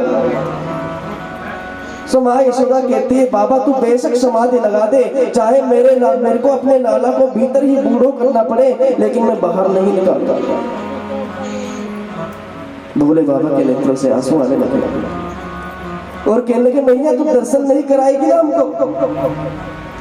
तो माँ यशोदा कहती है देख दर्शन तो नहीं कराऊंगी, तुझे अन्न चाहिए अन्न ले जा, धन चाहिए धन ले जा, वस्त्र चाहिए वस्त्र ले जा, और जो तुझे चाहिए वो तू लेकर चले जा। भोलेनाथ महाराज सहज भाव से खड़े हुए, भगवान श्री नारायण का चिंतन किया और कहने लगे वाह हरि हर तेरे दर्शन करने के लिए आया और तूने दर्शन ही नहीं कराया। इधर महाराज जैसे ही भोले बाबा वहां से निकले, इधर महाराज मेरे प्रभु गोविंद ने रोना प्रारंभ कर दिया और महाराज रोते जाए रोते जाए रोते जाए। सो माँ यशोदा महाराज दूध पान कराती है, लेकिन भगवान तब भी शांत नहीं होते। सो माँ यशोदा दौड़ी दौड़ी गोपियों के पास गई। सभी गोपियां महाराज कोई नजर उतारती हैं, कोई लाला को खिलाती हैं, लेकिन भगवान श्री कृष्ण महाराज शांत नहीं। इधर जब महाराज रोते जा रहे हैं प्रभु, तो सभी गोपियां पूछते मैया तू ये बता तेरे द्वार में कोई आए था क्या? तो माँ यशोदा कहती है मेरे द्वार में कोई नहीं, केवल एक जोगी आया। तो इधर माँ यशोदा जब गोपियों से कहती तो गोपियां कहती हैं कि मैया उस जोगी ने तेरे लाला को नजर लगा दी, अब जब तू उसको बुलाएगी तभी वो नजर उतार सकता है महाराज। इधर जैसे ही कहा माँ यशोदा ने तो सभी गोपियां दौड़ी दौड़ी महाराज भोलेनाथ के पास पहुंची। इधर जैसे ही भोलेनाथ के पास पहुंची, भोलेनाथ महाराज भगवान की आस लगाकर एकांत में बैठकर भगवान की तपस्या करते हैं। इधर सभी गोपियां भोलेनाथ के पास गई और कहने लगे महाराज हमको मैया यशोदा ने भेजा है, वो आपको बुला रही है, उन्होंने आपको लाला के दर्शन कराने। तो भोलेनाथ कहते हम नहीं जाएंगे, हम गए थे यशोदा के पास लेकिन उन्होंने हमको दर्शन नहीं कराया। तो माँ यशोदा कहती, इधर गोपियां कहती हैं कि बाबा एक बार चलिए, लाला बहुत रो रहा है। इधर जैसे भगवान ने सुना लाला रो रहा है, महाराज अपने आसन से सहज भाव से खड़े हुए और जैसे ही जाने लगे महाराज जिस जगह बैठकर भोलेनाथ ने भगवान की आस लगाई, आज वहाँ उस स्थान में एक मंदिर है जिस मंदिर का नाम है आशेश्वर। बोलिए आशेश्वर महादेव की। महाराज जैसे भोले बाबा यशोदा के द्वार में पहुंचे, माता यशोदा ने भोले बाबा को देखा, कन्हैया को गोद में लेकर आई। भोले बाबा महाराज प्रभु को देखकर मुस्कुराने लगे। इधर मेरे गोविंद रोते हैं और भोले बाबा मुस्कुराते हैं। माँ यशोदा कहती है बाबा जो भी तूने जादू किया है अब जल्दी से इस जादू को दूर कर, मेरा लाला बहुत रो रहा है। अब भोलेनाथ कहते हैं मैया थोड़ा अपने लाला को मेरी गोद में तो दे। सो माँ यशोदा कहने लगी देख दर्शन की बात हुई थी, मैंने तुझे दर्शन करा दिए। भोले बाबा कहने लगे नहीं मैया मैं तेरे लाला को गोद में लेना चाहता हूँ, तभी वो शांत हो। इधर महाराज जैसे ही भोले बाबा को माँ यशोदा ने कन्हैया को गोद में दिया, इधर मेरे गोविंद मुस्कुराने लगे और भोले बाबा महाराज रोने लगे। अब महाराज भोले बाबा रोते कन्हैया मुस्कुराते हैं। अब माँ यशोदा ने जैसे कन्हैया को अपनी गोद में ले लिया। अब महाराज कन्हैया रोते हैं और भोले बाबा मुस्कुराते हैं। माँ यशोदा कहती है बाबा ये तूने क्या कर रखा है, जब तेरी गोद में जाता है तो ये हंसने लग जाता है, तू रोने लग जाता है, और मेरी गोद में आते ही ये रोने लग जाता है और तू हंसने लग जाता है। भोलेनाथ कहने लगे मैया यही तो प्रेम है, इस प्रेम को तू नहीं समझेगी। अब महाराज जैसे ही भोले बाबा ने गोद में लिया, इधर प्रभु मुस्कुराने लगे और भोलेनाथ रोने लगे।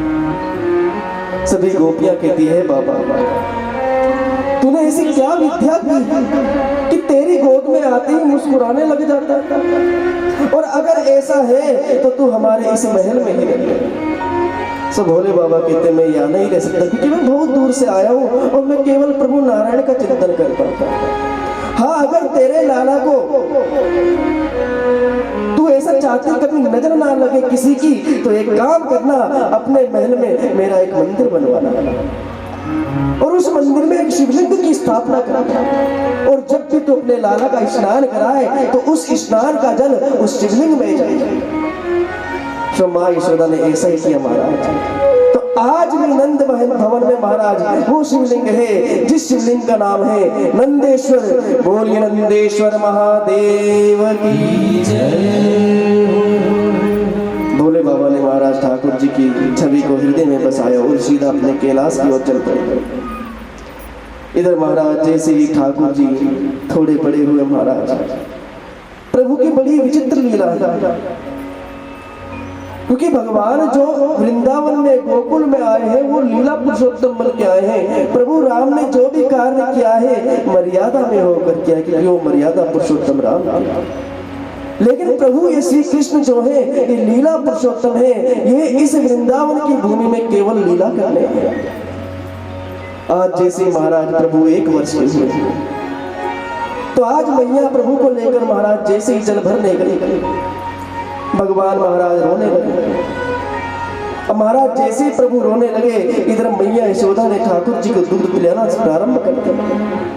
इधर मेरे गोविंद दूध पीते जाते हैं, इधर कंस ने महाराज एक और दुष्ट भेजा जिसका नाम था तृणावर्त। ये तृणावर्त जो है तृण के समान है महाराज, जो तृणों का आवर्त लेके आता है। उस तृणावर्त के सामने पहाड़ भी आएंगे तो वो उसको उड़ाकर भी लेकर जा सकता है। इधर जैसे ही तृणावर्त आया भगवान दूधपान कर रहे थे। इधर जैसे ही महाराज ठाकुर जी ने तृणावर्त को देखा, अब मेरे प्रभु ने महाराज अपना भार बढ़ाना प्रारंभ कर दिया, क्योंकि गोविंद जानते थे अगर इसी प्रकार मैं माता की गोद में रहूंगा तो तृणावर्त मैया को भी लेकर चला जाएगा। अब भगवान ने जैसे ही भार बढ़ाना प्रारंभ किया तो माँ यशोदा ने कन्हैया को जमीन में रखा और खुद जल भरने चले गए।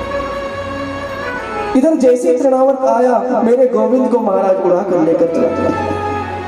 जैसे ही उड़ाकर लेकर जाने लगा, भगवान वृंदावन में गोकुल में सभी के घर देख रहे हैं। अरे ये श्री रामा का घर है, ये मधुमंगल का घर है, ये सुतोष का घर है, ये सुबाहु का घर है। सभी के घर देखते हुए महाराज जैसे ही तृणावर्त महाराज कंस की नगरी में लेकर जाने लगे, उसी समय भगवान ने कहा अभी तो हम गोकुल में आए हैं, नंद महल में आए हैं।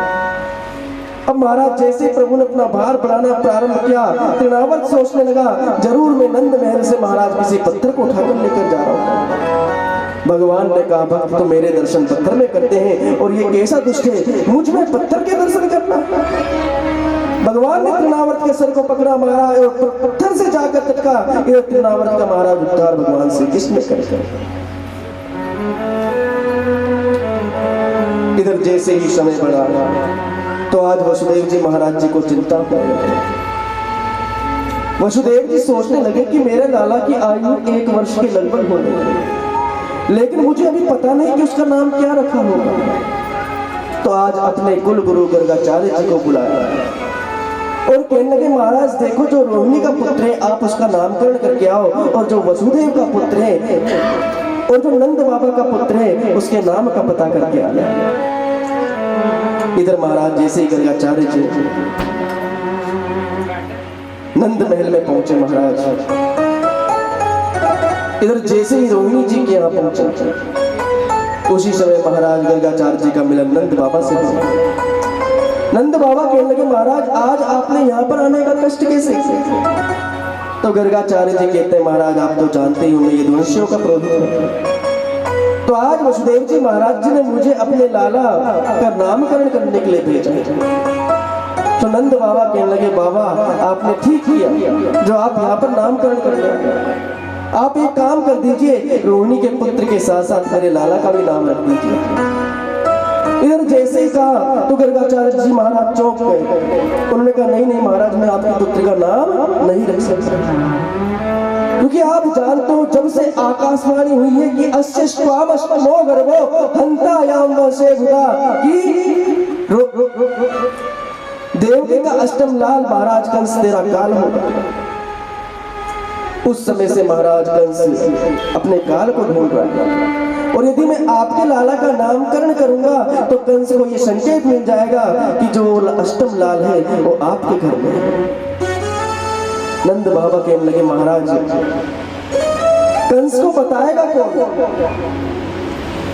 तो गर्गाचार्य जी महाराज कहते हैं महाराज जब आपके लाला का जन्म हुआ इतना भारी उत्सव हुआ कि इतना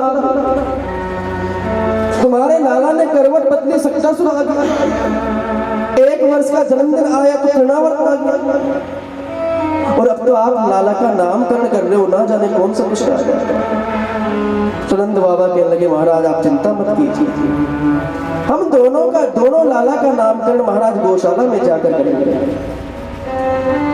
इधर महाराज जैसे ही गौशाला में गर्गाचार्य जी विराजमान हुए, इधर रोहिणी यशोदा मैया आपस में वार्ता करने लगी। अरे नंद बाबा कहते हैं गर्गाचार्य जी बड़े भारी विद्वान हैं, आज हमें उनकी परीक्षा लेनी चाहिए। तो इधर रोहिणी जी ने क्या किया महाराज, भगवान श्री कृष्ण को पकड़ लिया और माँ यशोदा ने बलराम जी को पकड़ लिया।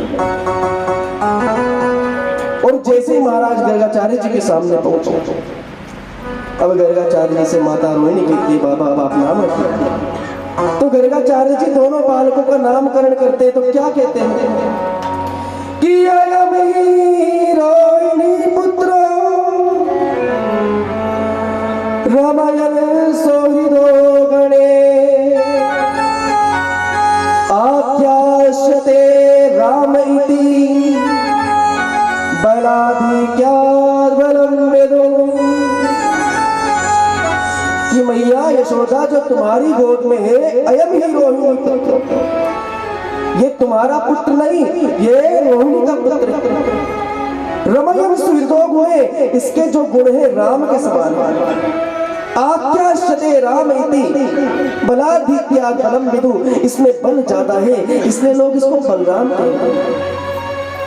इसका बल समाज के लिए कल्याणकारी होगा इसलिए इसको बलभद्र कहेंगे। ये एक माता के गर्भ से मैया दूसरी माता के गर्भ में भेजा गया है इसलिए एक नाम इसका संदर्शन होगा। महाराज यशोदा बड़ी प्रसन्न हुई और महाराज सोने का हार निकाला और गर्गाचार्य जी को सौंप दिया। अब कहने लगे महाराज अब मेरे लाला का नामकरण कीजिए। अब महाराज जैसे ही गर्गाचार्य जी ने महाराज कन्हैया की ओर देखा, देखते ही महाराज गर्गाचार्य जी की समाधि लग गई और समाधि भी कौन सी लगी, त्राटक समाधि। अब त्राटक समाधि में महाराज क्या होता है, नेत्र खुले रहते हैं और श्वास बंद हो जाता है। अब भैया किसी की ऐसी समाधि लगे तो हम लोग क्या समझेंगे बताओ कि बाबा चल बस। अब महाराज जैसे ही देखा रोहिणी यशोदा ने बाबा की आंख खुली है, श्वास बंद हो गई और आंख से केवल कन्हैया को देख रहे हैं। माता यशोदा महाराज गर्गाचार्य जी के पास आंखों के सामने चुटकी बजाई लेकिन गर्गाचार्य जी की पलकें नहीं झपकी। हाथों से इशारा किया, महाराज गर्गाचार्य जी की पलकें नहीं झपकी। अब दोनों माता ने सर पकड़ा, अरे बाबा जाना ही था तो तुमको हमारी गौशाला मिली थी, अब ब्रह्म हत्या का दोष हमको लग जाता। अब महाराज जैसे ही रोहिणी यशोदा ने गर्गाचार्य जी को पकड़ा महाराज और जैसे ही झकझोरा हिलाया तो गर्गाचार्य जी महाराज जी की त्राटक समाधि टूट गई। इधर महाराज जैसे ही समाधि टूटी तुरंत गर्गाचार्य जी बोल उठे, क्या क्या कि बहुनी संति नामानि रूपाणि च सुतस्य ते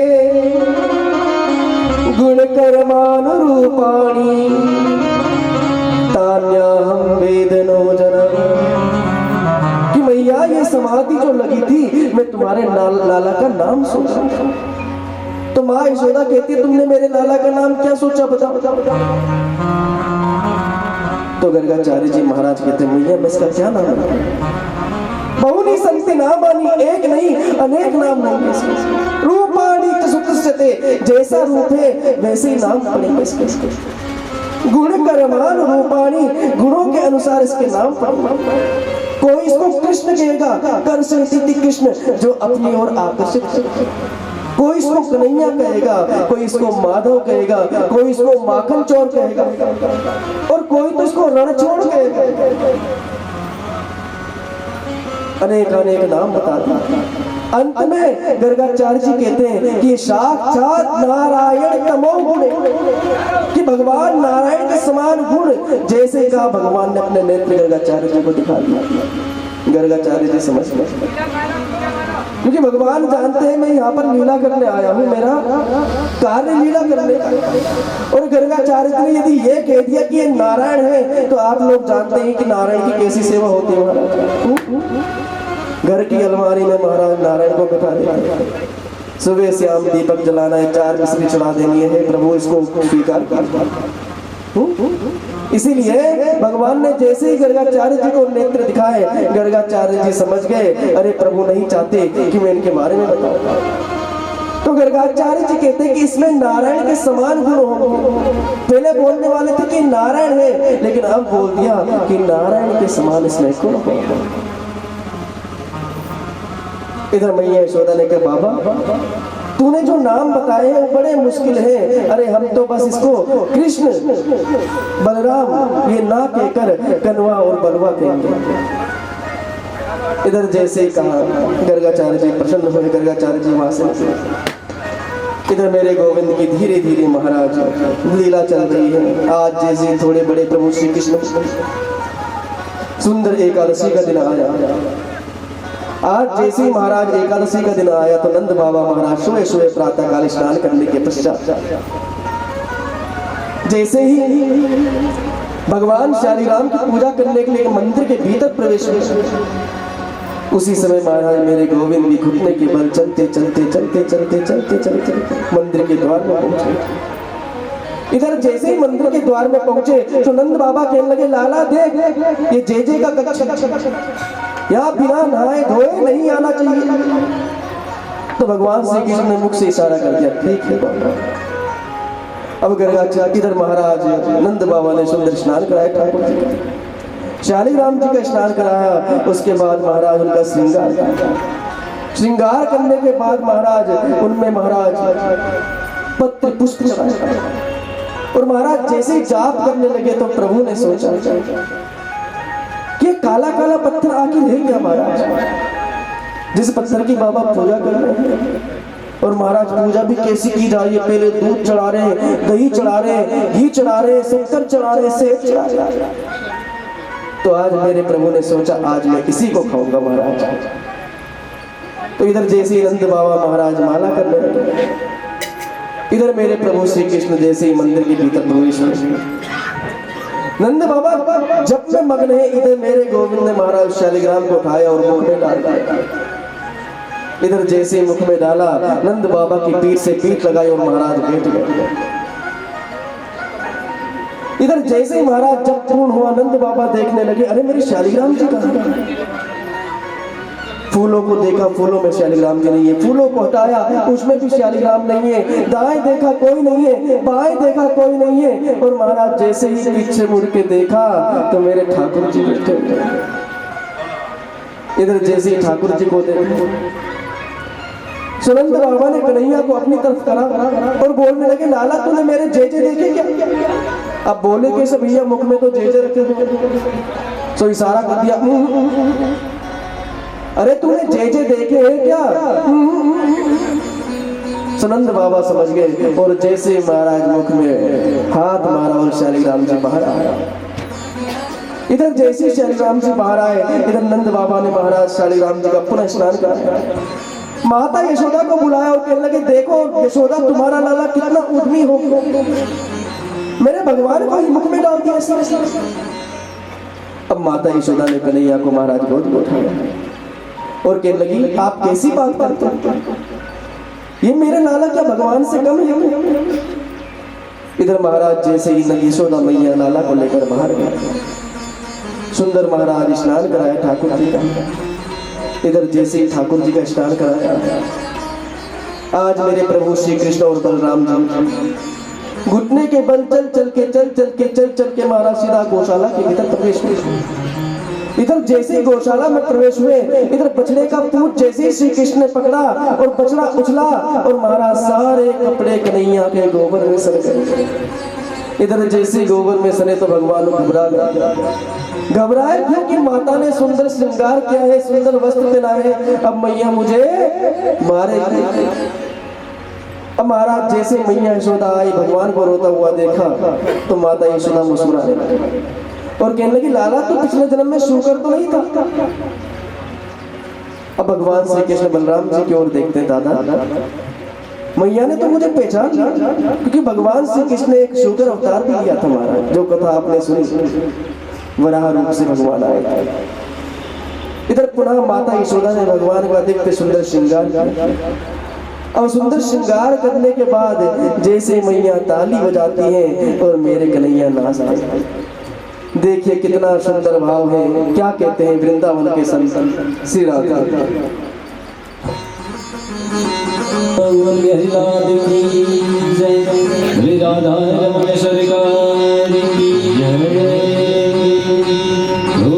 नाचे नंद लाल नचावे हरि भैया, नाचे नंद लाल नचावे हरि की मैया, नचावे हरि की मैया, नचावे हरि की मैया, नाचे नंद लाल नचावे हरि की मैया, नाचे नंद लाल नचावे हरि की मैया।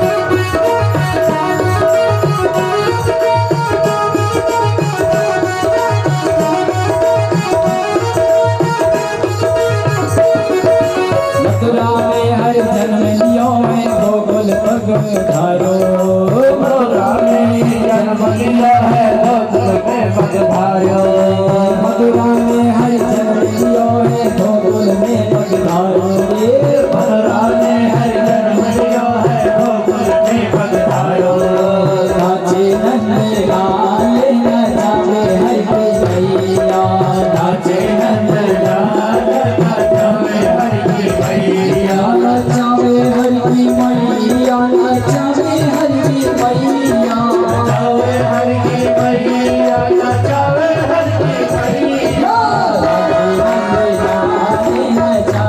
हरि की मैया, नाचे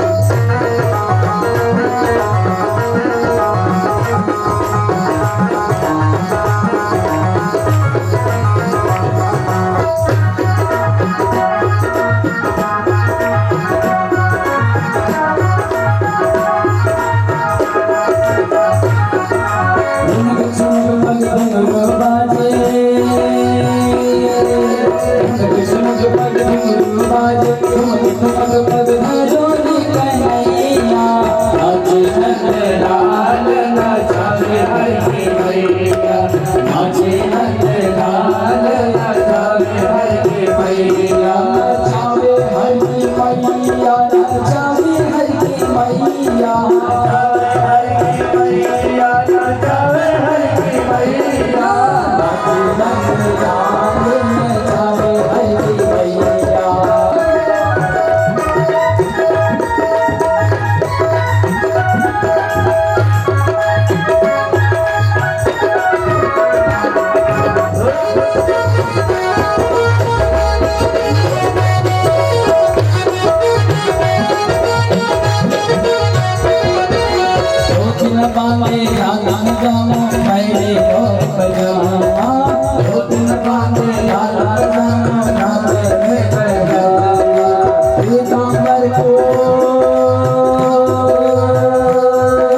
पीताम्बर को पालो रे पहनो रे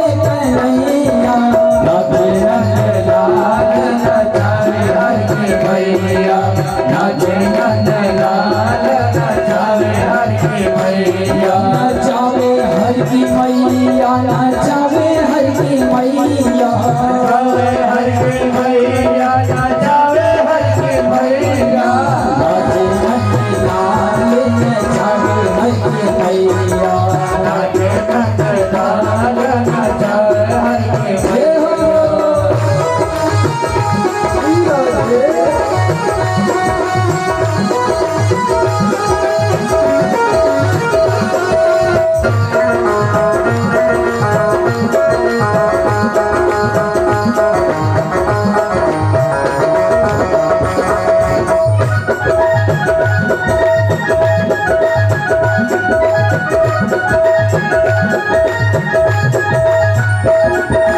गोपिन मोटे लाल सखा सपा धोन समाधि गोपिन मोटे लाला सखा गाने मोर मुकुट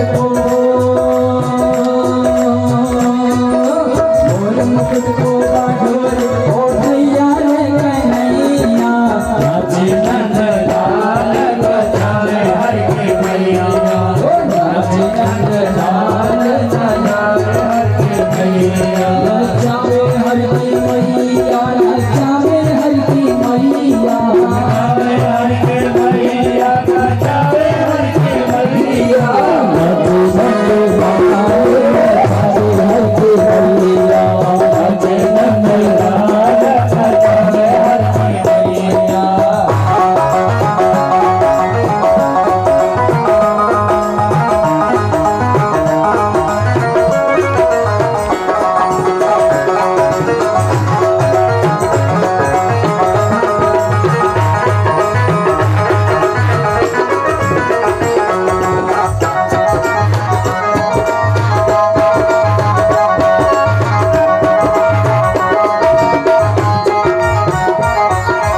दूध न पीवे लाला दही नाही खावे दूध न पीवे लाला दही नाही खावे माखन मिश्री को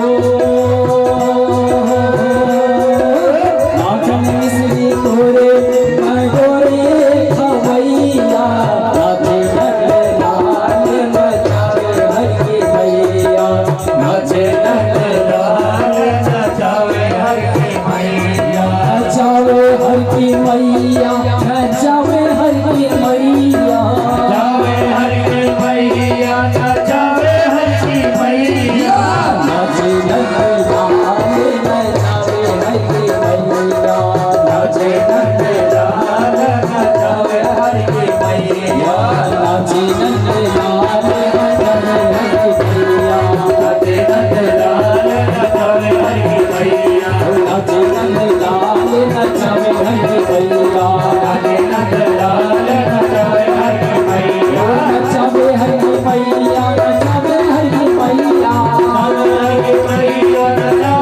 की मैया नचावे हर की मैया नचावे हर की मैया नचावे हर की मैया नचावे हर की मैया नाचे नंद लाल नचावे हर की मैया नाचे नंद लाल नचावे हर की मैया नाचे नंद लाल नचावे हर की पुराणों के मंत्र भगवान के जितने भी अवतार हुए हैं सभी अवतारों में महाराज जिन जिन की कामना प्रभु को पाने की थी वो महाराज कृष्ण अवतार में सभी आए हैं। भगवान ने मत्स्य अवतार रूप धारण किया तो जितनी भी मत्स्य कन्याएं थी आज गोपी बन के आए। भगवान ने जब वामन रूप धारण किया तो जितनी भी दैत्य कन्याएं थी उनकी कामना थी प्रभु के साथ लीला करने की तो वो सभी महाराज गोपी बन के आए। महाराज जब भगवान श्री राम ने रावण का युद्ध किया तो जितनी भी राक्षस कन्याएं थी उनकी कामना थी प्रभु राम के साथ मिलन की तो वो सब कृष्ण के साथ लीला करने आए।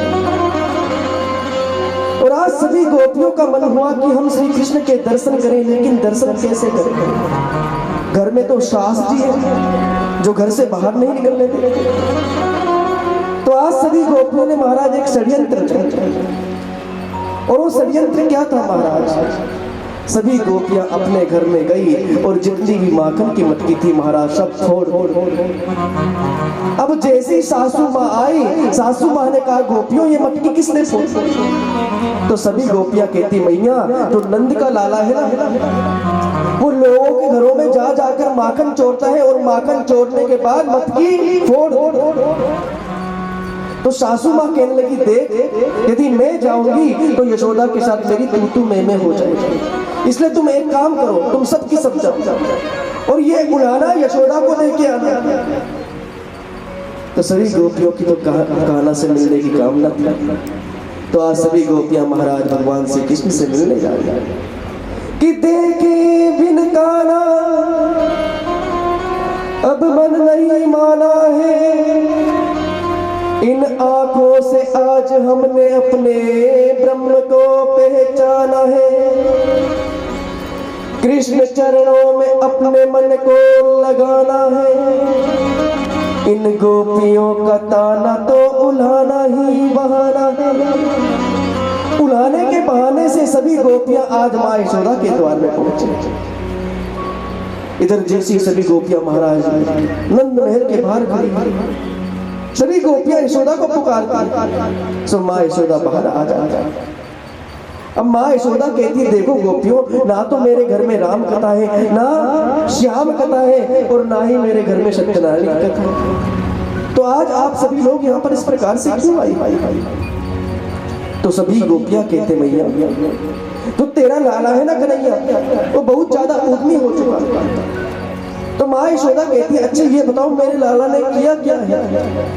तो एक गोपी कहती कि वत्सान मुंचन क्वचित समय क्रोश संजात हास स्तेयम स्वादत्य दधिपये कल्पिते स्तेन योगे मरकान भोक्षण विभजति सा चिन्नाति भान्यम भिन्नति द्रव्यलाभेश ग्रीकुपितो यद्योपक्रोश्य तुकार।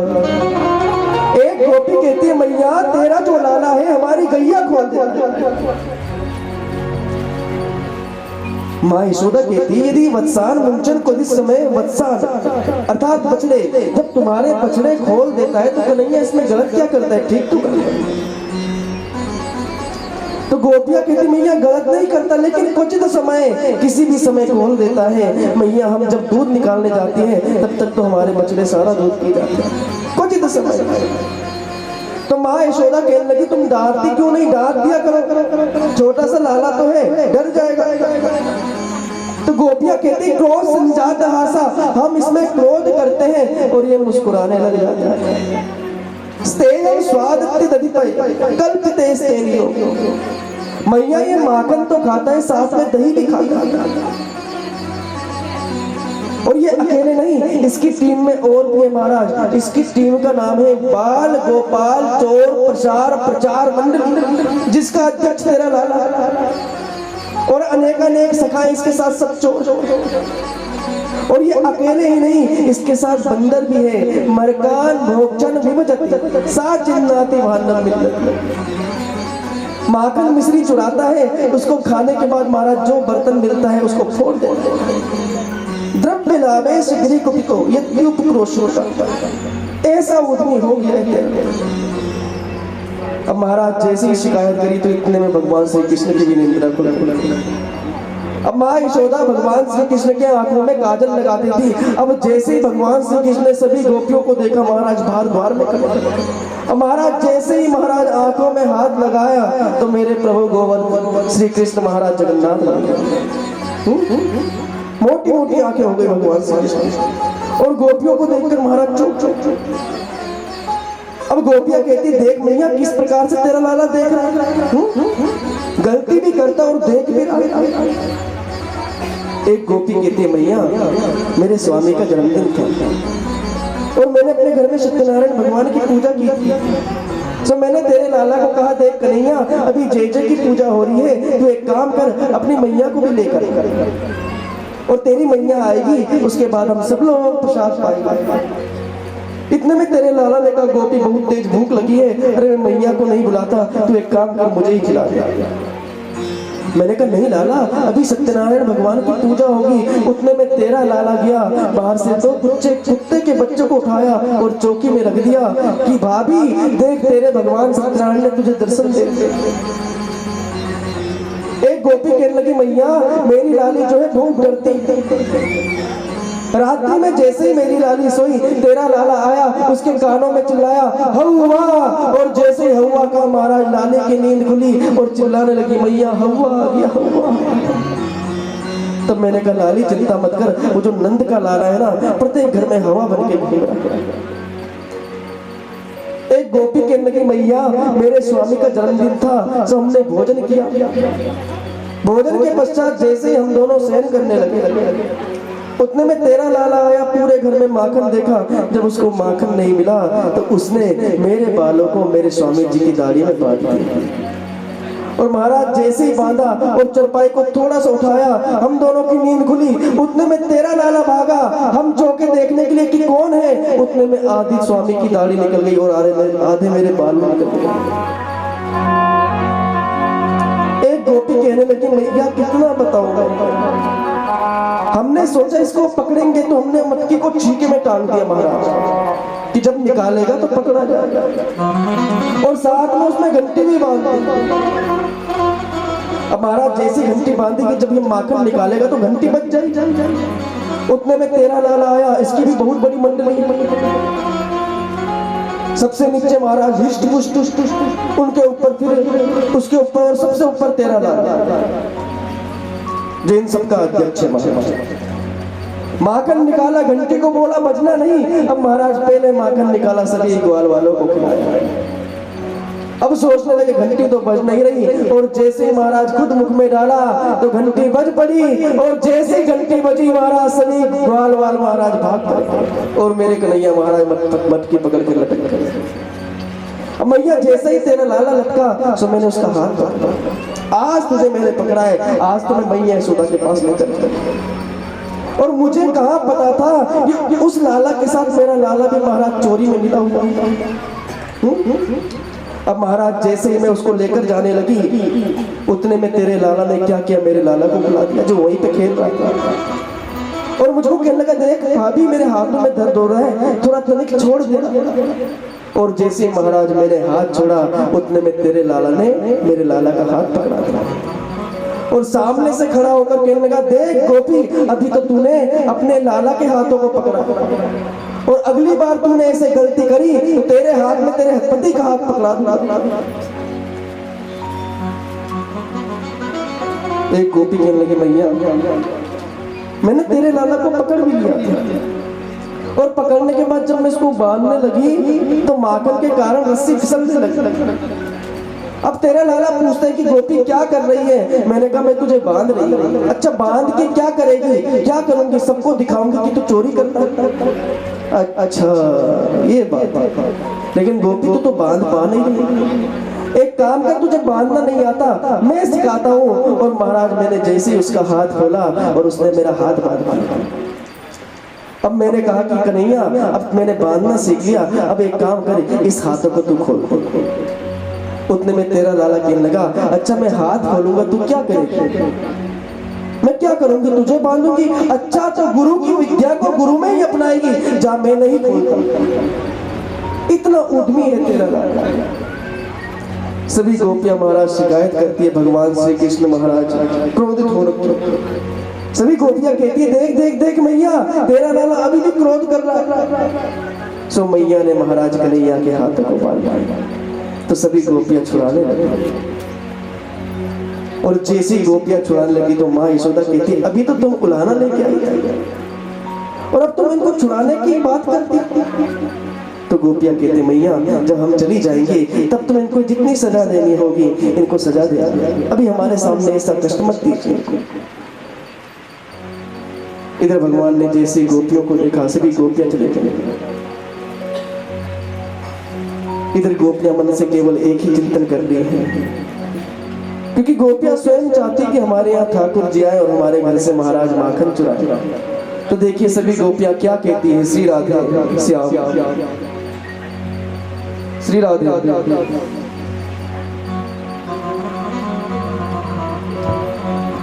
काल